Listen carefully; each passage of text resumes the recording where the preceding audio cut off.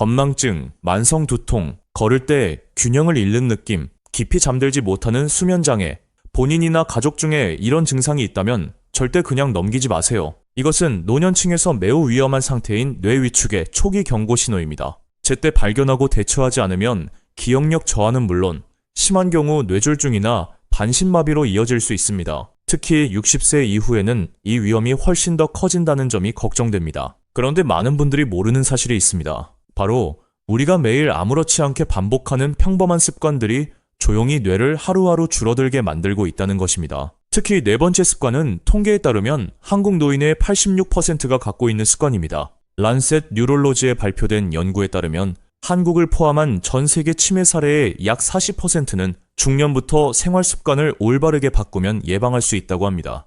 이 숫자는 정말 깊이 생각해 볼 만합니다. 오늘은 그 5가지 습관이 무엇인지 그리고 구체적인 개선 방법을 알려드리겠습니다. 이를 통해 뇌 위축 위험의 90%를 줄일 수 있습니다. 지금 50대, 60대이시거나 60세 이상의 부모님이나 조부모님이 계신다면 오늘 꼭 끝까지 봐주세요. 첫 번째 습관, 고혈압을 방치하는 것. 고혈압은 심장의 정만이 아닙니다. 뇌혈관을 손상시키고 뇌 위축을 일으키는 주요 원인 중 하나이기도 합니다. 많은 한국 노인분들이 혈압이 조금 높은 건 정상이거나 뚜렷한 증상이 없으니 괜찮다고 생각하고 치료를 꾸준히 받지 않습니다. 이것은 매우 위험한 오해입니다. 혈압이 조절되지 않으면 뇌의 깊은 곳을 먹여 살리는 미세혈관에 지속적인 압력이 가해집니다. 시간이 지남에 따라 이 혈관들은 손상되고 딱딱해지거나 막히게 됩니다. 특히 기억력과 사고 능력을 담당하는 피지라 영역에서 뇌세포가 산소와 영양을 공급받지 못해 서서히 죽어갑니다. 뇌혈관을 낡은 건물 안의 정교한 수도관 네트워크라고 상상해보세요. 수압이 너무 높은 상태가 오래 지속되면 관이 갈라지고 새거나 부분적으로 망가집니다. 뇌도 마찬가지입니다. 한국 심뇌혈관연구원의 연구에 따르면 수축기 혈압을 140mmHg 이상으로 수년간 유지한 사람들은 뇌 백질의 부피가 현저히 감소했으며 이 백질은 신경정보 전달과 인지 처리를 담당하는 중요한 부분입니다. 더 무서운 것은 이 손상 과정이 완전히 조용하게 진행된다는 점입니다. 뇌가 이미 상당히 줄어든 뒤에야 기억력 저하 증상이 나타나기 시작합니다. 제 조언은 다음과 같습니다. 먼저 매일 혈압을 측정하고 기록해두세요. 60세 이상에게 이상적인 목표는 개인 건강 상태에 따라 다르지만 수축기 혈압 130mmHg 미만입니다. 다음으로 고혈압 진단을 받으셨다면 의사의 치료 계획을 철저히 따르고 임의로 약을 끊지 마세요. 마지막으로 음식의 염분을 줄이는 것은 한국분들께 특히 강조하고 싶은 부분입니다. 우리는 진한 국, 짠 김치, 간장, 고추장에 익숙합니다. 이것들은 모두 나트륨 함량이 매우 높습니다. 하루 소금 섭취량을 2g 미만으로 서서히 줄이고 녹색 채소, 두부, 고등어, 칼륨과 마그네슘이 풍부한 식품을 늘려가세요. 이 조용한 적이 뇌 속의 소중한 연결망을 파괴하도록 내버려 두지 마세요. 두 번째 습관, 청력과 시력 문제를 무시하는 것. 많은 한국 노인분들이 잘 들리지 않아 TV 볼륨을 크게 높이거나 눈이 나빠졌는데도 안경 쓰기를 거부합니다. 별것 아닌 것처럼 보이는 이 습관이 실은 장기적으로 뇌에 심각한 해를 끼칩니다. 청력과 시력이 저하되었는데 적절한 보조를 받지 못하면 뇌는 부족한 신호를 보완하기 위해 2배로 일해야 합니다.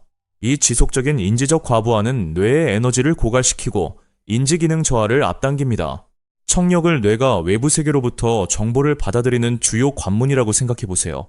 그 관문이 고장나면 뇌는 끊임없이 정보를 추측하고 재구성해야 합니다. 이는 마치 장인이 쉬지 않고 벽에 구멍을 메우다가 점점 지쳐 본래 해야 할 일을 제대로 못하게 되는 것과 같습니다. 임상에서 제가 자주 참고하는 존스 홉킨스 대학 연구에 따르면 경도 난청이 있는 노인은 정상 청력을 가진 사람에 비해 치매 발병 위험이 2배 높습니다. 또한 뇌 MRI 영상에서도 청각 보조를 받지 못한 사람들의 청각 및 언어 처리 관련 뇌 영역이 눈에 띄게 위축된 것이 확인되었습니다. 제 조언은 청력과 시력을 적어도 1년에 한 번은 검사받으라는 것입니다. 보청기가 필요하다면 망설이지 마세요. 많은 한국분들이 보청기를 끼면 나이 들어 보이거나 불편할 것 같아 꺼린다는 것을 압니다. 하지만 보청기는 단순히 잘 들리게 하는 도구가 아니라 뇌 운동 기구이기도 합니다. 뇌가 무리하게 보완할 필요 없이 완전한 정보를 받을 수 있도록 도와줍니다. 안경도 마찬가지입니다. 정기적으로 도수를 확인하고 업데이트하세요. 뇌에 질 높은 정보를 제공하는 것이 뇌를 보호하는 가장 효과적인 방법입니다. 청력과 시력 저하 신호를 절대 가볍게 보지 마세요. 세 번째 습관, 신체 활동을 하지 않는 것. 많은 분들이 나이가 들면 쉬어야 하고 운동은 오히려 더 피곤하게 만든다고 생각합니다. 이것은 완전히 잘못된 생각입니다. 신체 활동이야말로 뇌에 가장 좋은 약입니다. 운동을 하면 뇌로 가는 혈류가 눈에 띄게 증가합니다. 이는 뇌의 모든 영역이 더 많은 산소와 영양분을 공급받게 된다는 뜻이며 뇌의 각성도와 독소 배출 능력이 향상됩니다. 더 나아가 운동을 하면 뇌에서 BDNF라는 단백질이 분비됩니다. 이는 뇌 유래 신경 영양인자로 기존 신경세포가 건강하게 살아남고 발달하도록 돕고 새로운 신경 연결 형성을 촉진합니다. 반가운 사실은 이 효과가 나이가 들어도 줄어들지 않는다는 것입니다. 60, 70 혹은 80세라도 뇌는 여전히 운동에 긍정적으로 반응합니다. 50에서 70세 한국 분들께는 헬스장이나 고강도 달리기가 필요하지 않습니다. 한국인의 일상에서 이미 익숙한 활동들만으로도 뇌를 충분히 보호할 수 있습니다.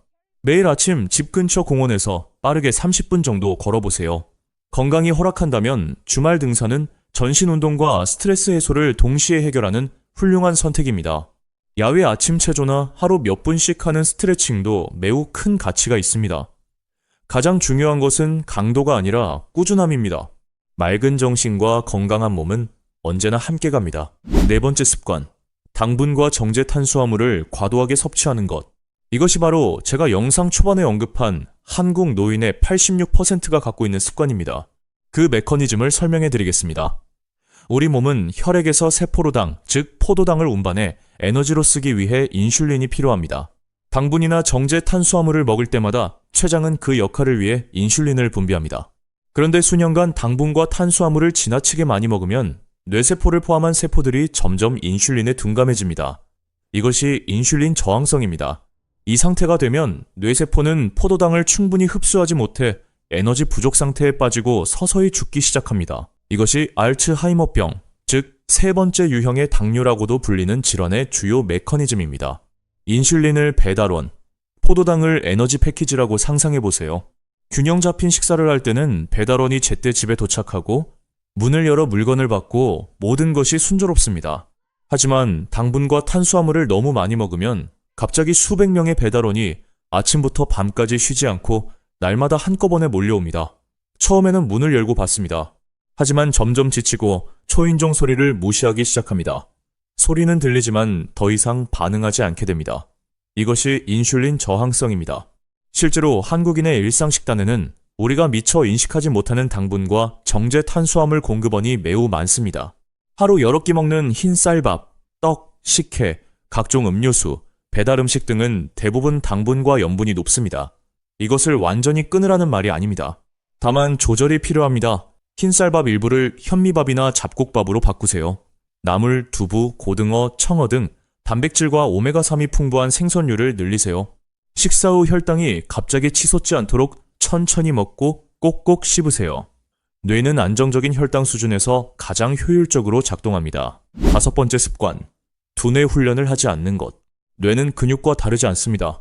규칙적으로 사용하지 않으면 약해집니다. 손에 2달간 깁스를 했다가 풀면 근육이 사용되지 않았기 때문에 팔이 가늘어지고 약해집니다. 뇌도 같은 원리로 작동합니다. 하루 종일 수동적으로 TV만 본다면 뇌는 정보를 받아들이고 분석하는 능력을 훈련받지 못합니다. 결과적으로 신경 연결이 점점 약해지고 뇌가 줄어들기 시작합니다. 국제신경학 학술지에 발표된 주목할 만한 연구가 50에서 70세 노인들을 수년간 추적 관찰했습니다. 연구진은 이들을 두 그룹으로 나눴습니다. 첫 번째 그룹은 신문 읽기, 낱말 맞추기, 새로운 기술 배우기 등의 습관이 없고 주로 TV를 수동적으로 시청한 사람들이었습니다. 두 번째 그룹은 뉴스 읽기, 바둑두기, 낱말 맞추기 또는 역사나 경제, 음식 등 새로운 주제를 탐구하며 매일 시간을 보낸 사람들이었습니다. 두 그룹의 뇌 MRI 결과는 뚜렷한 차이를 보였습니다.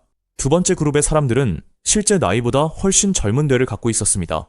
뇌의 신경 연결이 더 촘촘하고 강했으며 넓고 활기찬 고속도로 네트워크와 같았습니다. 반면 첫 번째 그룹의 뇌는 신경 연결이 듬성듬성하고 약해 교통이 드문 좁은 시골길과 같았습니다. 특히 기억력, 복잡한 사고, 의사결정을 담당하는 전전두피질은 두 번째 그룹에서 훨씬 더 활발하고 건강하게 기능했습니다. 이는 기억력을 더 잘 유지하는 데 도움이 되었을 뿐만 아니라 노년기 치매 발병 위험도 크게 낮췄습니다. 한국인의 일상에 잘 맞는 두뇌 훈련 방법은 다양합니다. SNS만 스크롤하는 대신 아침에 신문이나 뉴스를 읽으세요.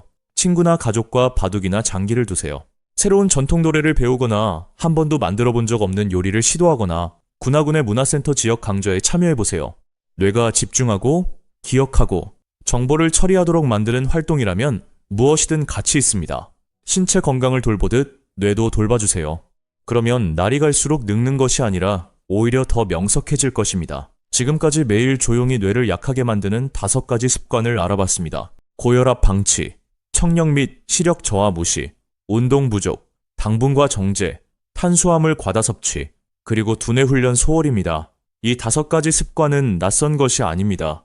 지금 우리 대부분의 일상 속에 이미 자리 잡고 있습니다. 중요한 것은 이것들을 인식하고 오늘부터 바꾸기 시작하는 것입니다. 단 한 걸음이라도요.